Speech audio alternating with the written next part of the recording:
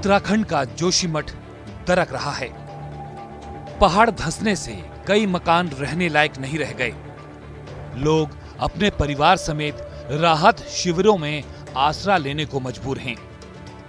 रात में आने वाली पहाड़ खिसकने की आवाज से लोग दहशत में हैं। शासन, प्रशासन, आला अधिकारियों से लेकर मुख्यमंत्री तक हालात का जायजा लेने पहुंच गए।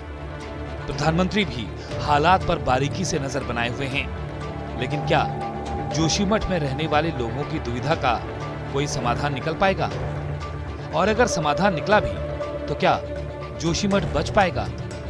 और यही सवाल आज सबसे ज्यादा महत्वपूर्ण है, क्योंकि इंसानों को सुरक्षित निकालने के साथ साथ मकान दुकान तो बसा लिए जाएंगे, लेकिन उस शहर को कैसे बचाया जाएगा जो धीरे धीरे पाताल की ओर खिसकता जा रहा है? उत्तराखंड के लोगों के सामने ये पहली बार नहीं है कि उनकी आंखों के आगे ही उनका आशियाना, उनका घर-बार, उनका वो जगह जहां उनका बचपन बीता है, जहां तमाम यादें जुड़ी हुई हैं, उनकी आंखों से ओझल हो रहे हैं।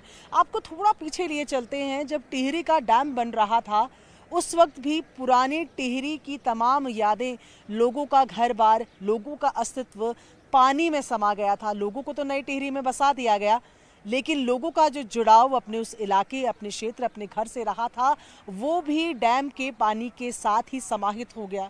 अब वैसे ही टिहरी जैसी मुसीबत जोशीमठ के लोगों पर भी आन पड़ी है, और जोशीमठ के लोगों को भी डर है कि उनकी जड़ें, उनका घर उनसे छिनता दिख रहा है। लेकिन आज जोशीमठ पर छाया खतरा क्या पिछले कुछ महीनों की लापरवाही का नतीजा है, या फिर हम लोगों की अनदेखी की वजह से ही आज ये शहर अपना अस्तित्व खोने की कगार पर पहुंच गया है? पुरानी रिपोर्ट पर नजर डालें तो जोशीमठ में जमीन धंसने का सिलसिला वर्षों पुराना है। 1976 में आई मिश्रा रिपोर्ट में भी इस बात का जिक्र है, लेकिन अनदेखी, लापरवाही इस कदर हावी रही कि अब सब कुछ हवा होने को तैयार है। हवाई दावों, खोखले वादों और कागजों पर होती कार्रवाई अब जोशीमठ के लोगों पर भारी पड़ रही है।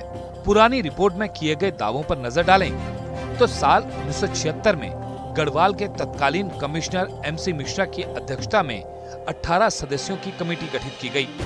इस कमेटी ने अपनी रिपोर्ट में बताया कि जोशीमठ धीरे धीरे धंस रहा है। साथ ही रिपोर्ट में सुझाव दिया गया कि अगर शहर को बचाना है तो प्रभावित इलाकों में पेड़ लगाने का काम तेजी से किया जाए। लेकिन ये सुझाव, सवाल, संवाद संवेदनहीनता की भेंट चढ़ गए। न तो सुझाव पर अमल हो पाया और न ही शहर को बचाने के लिए जरूरी कदम उठाए गए।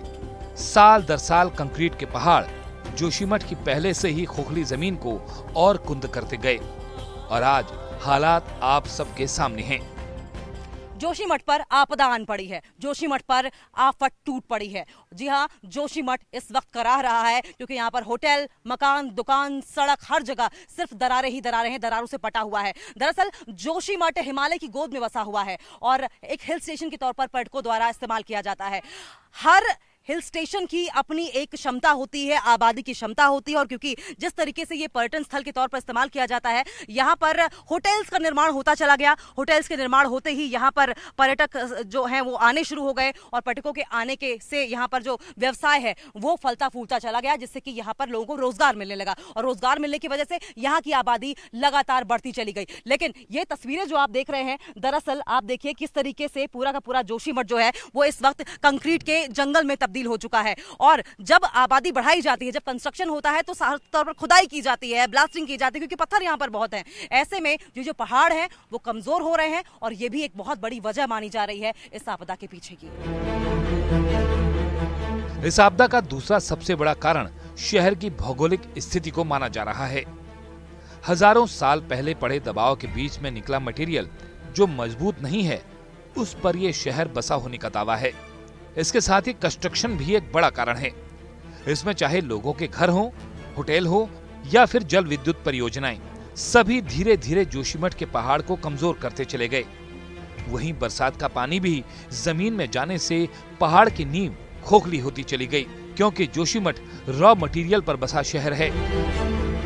जोशीमठ चट्टानों पर बसा हुआ है। इस तरीके की संरचना है कि यहाँ पर कुछ उगता ही नहीं, और ये भी कारण है कि जैसे ही बारिशें होती हैं या किसी भी तरीके के पानी का रिसाव होता है, ड्रेनेज सिस्टम ना होने की वजह से जमीन खोखली होती जाती है, ये पानी यहीं रिस कर रह जाता है। देखिए कितने बड़े बड़े चट्टानों पर ये जोशीमठ का जो पूरा शहर है ये बसा हुआ है, और ये कारण है वेजिटेशन यहाँ पर नहीं होती, यहाँ पर बहुत ज्यादा पेड़ पौधे देखने को नहीं मिलते, बर्फबारी यहाँ पर होती है, और यही मूल तरह से अगर बोला जाए, और उसके ऊपर जिस तरीके से खेती बाड़ी नहीं है, पेड़ रोकने के लिए कुछ यहाँ पर नहीं है, सॉइल इरोजन होता है, और ये कारण भी है कि ड्रेनेज सिस्टम ना होने की वजह से भी नींव जो है वो लगातार खोखली होती गई। इसके साथ सबसे बड़ा कारण लगातार पहाड़ों में आ रहे भूकंप भी हैं, क्योंकि ये मेन सेंट्रल थ्रस्ट के बीच का हिस्सा होने के कारण इसी जगह पर वैज्ञानिकों का रिसर्च सेंटर भी रहता है।